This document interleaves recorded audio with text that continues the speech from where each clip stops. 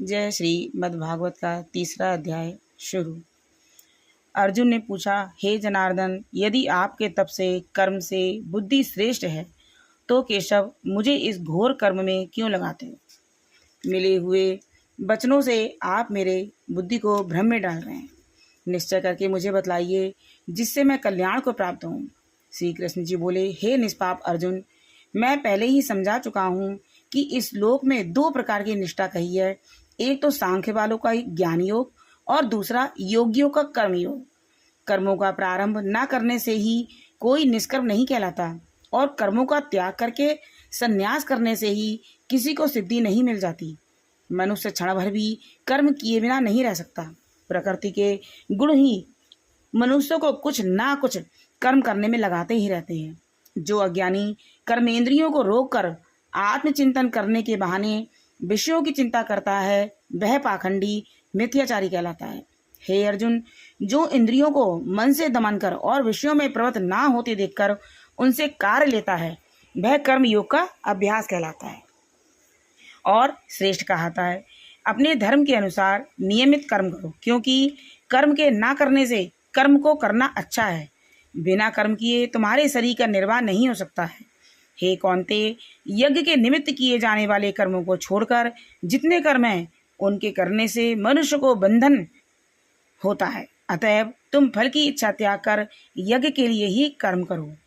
सृष्टि के आरंभ काल में ब्रह्मा जी ने यज्ञ सहित प्रजा को उत्पन्न कर प्रजा से कहा कि यज्ञ आदि कर्म करके वृद्धि को प्राप्त हो। यही सब कर्म तुम्हारे निमित्त कामधेनु होवेंगे। इस यज्ञ से तुम सब देवताओं को संतुष्ट करते रहो और देवता भी तुमको संतुष्ट करेंगे। इस प्रकार परस्पर बर्ताव करते हुए तुम और देवता कल्याण को प्राप्त होवेंगे। यज्ञ आदि कर्मों से प्रसन्न होकर देवता तुमको इच्छित सुख की सामग्रियां देंगे, परंतु उनके दिए हुए दान को जो बिना योग उनके बिना भोग लगाए ग्रहण करता है वह चोर है। पंच महायज्ञ करके जो शेष बचा हुआ भोग ग्रहण करते हैं वे सब पापों से मुक्त हो जाते हैं, और जो अपने निमित्त ही अन्न पकाते हैं वे पापी पुरुष पाप को ही भक्षण करते हैं। अन्न से प्राणियों की उत्पत्ति होती है। अन्न मेघ से उत्पन्न होता है, मेघ यज्ञ द्वारा बरसता है, और यज्ञ की उत्पत्ति कर्म से होती है। कर्म की उत्पत्ति ब्रह्मा से हुई है और ब्रह्म अक्षर परमात्मा से। इस कारण सदा सब पदार्थों में रहने वाला जो ब्रह्म है वह सब यज्ञों में प्रस्तुत है। हे पार्थ, इस प्रकार चलाए हुए कर्म के चक्र के अनुसार जो नहीं चलता है वह पाप में है और उसका जीवन व्यर्थ है। जो पुरुष आत्मा में ही रत रहता है और आत्मा आनंद से अनुभव तृप्त करता रहता है, आत्मा में ही संतुष्ट है, उसे कुछ भी कार्य शेष नहीं। वह कोई कर्म करे या ना करे उसको कोई प्रयोजन अथवा लाभ नहीं है, और किसी प्राणी से अपना लाभ कराने की भी उसे कोई आवश्यकता नहीं। इसलिए तुम भी फल की प्राप्ति की इच्छा त्याग कर कर्तव्य पालन करते रहो, क्योंकि फल की इच्छा त्याग कर करने वाला पुरुष मोक्ष को प्राप्त होता है। राजा जनक आदि ने भी कर्म सिद्धि पाई है। इसी प्रकार तथा लोक संग्रह को देखते हुए तुमको भी कर्म करना उचित है। श्रेष्ठ पुरुष जिस कर्म का आचरण करता है दूसरे मनुष्य उसी के अनुसार चलते हैं, और वह जिसको प्रामाणिक मानता है उसी को लोग उत्तम मानते हैं। हे पार्थ, तीनों लोकों में कुछ भी कर्म शेष ना रहे और ना कोई अप्राय वस्तु प्राप्त करनी है, फिर भी मैं कर्म करता ही रहता हूँ। यदि हम ही आलस रहित होकर कर्मों को नहीं करेंगे तो मनुष्य हर प्रकार से हमारे ही पथ का अनुकरण करेंगे। जो मैं ही कर्म ना करूं तो सब लोग भी ना करने से नष्ट हो जाएंगे। इससे मैं ही वर्ण संकरों के उत्पन्न करने का हेतु बनकर प्रजा को नष्ट करने वाला समझा जाऊंगा। जिस प्रकार अज्ञानी फल की इच्छा ना करके कर्म करता रहता है, वैसे ही फल की इच्छा करते हुए ज्ञानी को लोक शिक्षा की इच्छा करते हुए कर्म करना उचित है। कर्म में आसक्त अज्ञानियों की बुद्धि में ज्ञानी भेदभाव उत्पन्न ना करे, परंतु आप स्वयं कर्म करता हुआ उनसे भी प्रसन्नता पूर्वक कर्म करावें। हे अर्जुन, सब कर्म प्रकृति के गुणों से ही उत्पन्न होते हैं, परंतु जिनकी बुद्धि अहंकार से भ्रष्ट है ऐसा मूर्ख लोग समझते हैं कि हम करता हैं, परंतु जो गुण और कर्म के विभाग को सच्चा तत्व जानता है वह ज्ञानी पुरुष यह समझकर इसमें आसक्त नहीं होता कि गुणों का यह खेल आपस में हो रहा है। प्रकृति के गुणों को करके भूले हुए मनुष्य गुण और कर्मों में आसक्त होते हैं। उन अल्पज्ञ मंदों को ज्ञानी पुरुष कर्म मार्ग से चलायमान ना करें। हे अर्जुन, अध्यात्म बुद्धि से सब कर्मों को मुझे अर्पण करके कर्म फल की आशा ममता इनको छोड़कर संग्राम करो। जो पुरुष श्रद्धा पूर्वक मेरे वचनों को दृष्टि दोष ना करके मेरे इस मत के अनुसार आचरण करते हैं, वे लोग कर्म बंधन से निश्चय ही मुक्त हो जाते हैं। और जो अज्ञानी इस मत पर दोष दृष्टि करते हुए उनको ग्रहण नहीं करते, वे संपूर्ण ज्ञान से रहित हैं, उनको नष्ट हुआ जानो। ज्ञानी मनुष्य भी अपनी प्रकृति के अनुसार आचरण करता है। जीव मात्र अपने स्वभाव के अनुसार रहते हैं, वहाँ हट करने से क्या होगा। इंद्रिय और इंद्रियों के विषय में प्रीत और द्वेष दोनों व्यवस्थित हैं। इन राग द्वेष के बस ना होना चाहिए, क्योंकि वे मनुष्य के शत्रु हैं। अपना कठिन धर्म भी दूसरे के सहज धर्म से हित कर होता है। स्वधर्म में मरना ही कल्याणकारक है, परंतु अन्य धर्म भयानक है। अर्जुन बोले, हे श्री कृष्ण, पुरुषों को पाप करने की इच्छा ना होते हुए भी कौन उसे बलात्कार पाप के मार्ग में प्रवृत्त करता है। श्री कृष्ण बोले, हे अर्जुन, रजोगुण से उत्पन्न होने वाला काम और क्रोध मनुष्य को पाप मार्ग में ले जाता है और इन्हें उत्पन्न करके इच्छा कभी तृप्त नहीं होती। ये महापापी और घोर शत्रु हैं। जैसे धुआं से अग्नि, धूल से दर्पण और झिल्ली से गर्भ का बालक ढका रहता है, उसी प्रकार विषय की इच्छा से आत्मज्ञान ढका रहता है। हे कुंती पुत्र, इस शत्रु काम को करके ज्ञानियों का ज्ञान आच्छादित हुआ है और सदा अग्नि की तरह तृप्त नहीं होता। इंद्रियां, मन और बुद्धि इस काम के आश्रय स्थान है। इनके सहारे विषय इच्छा ज्ञान को आच्छादित करके जीव को मोहित कर लेता है। अतएव तुम सर्वप्रथम इंद्रियों को बस में करके ज्ञान और विज्ञान को नष्ट करने वाले सकाम को जीतो। कहते हैं कि इंद्रियां प्रबल हैं और इंद्रियों से प्रबल मन है।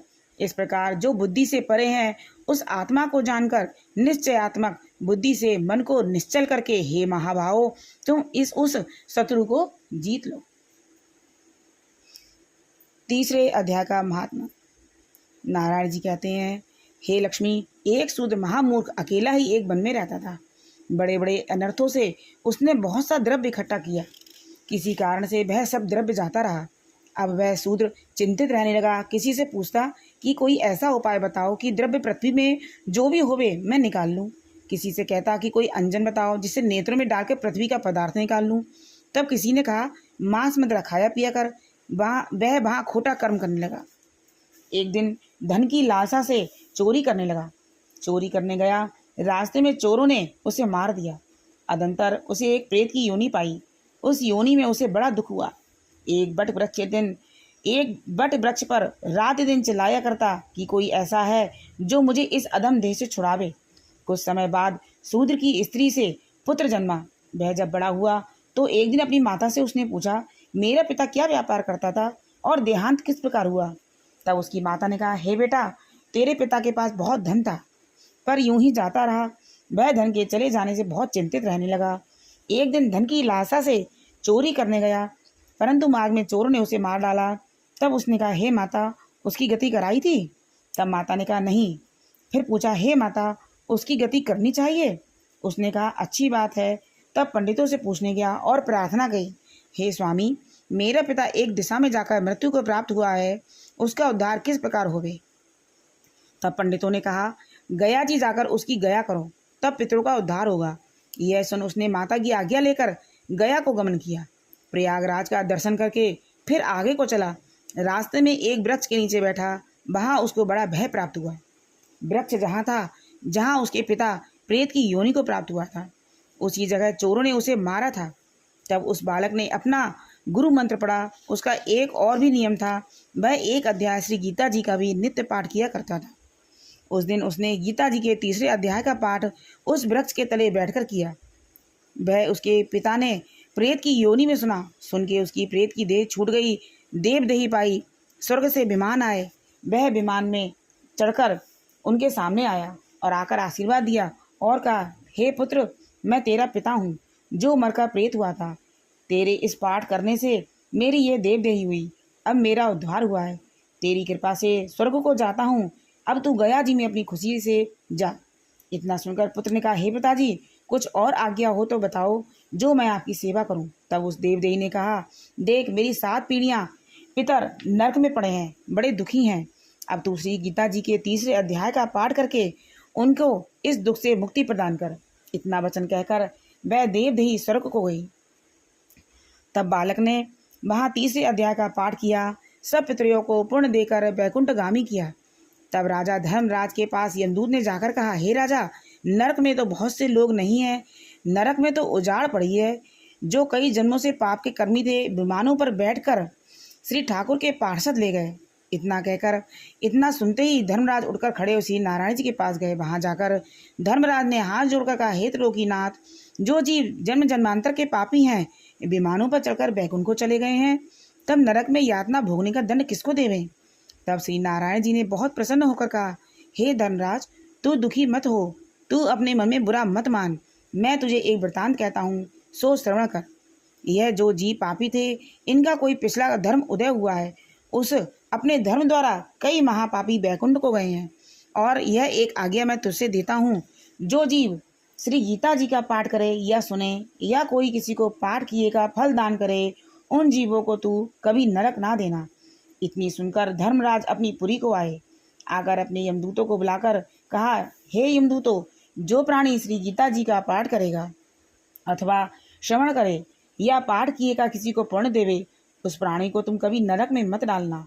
जो जीव श्री गीता जी का पाठ करे या श्रवण करे, उसका फल कहाँ कहाँ तक है, कहने में नहीं आ सकता।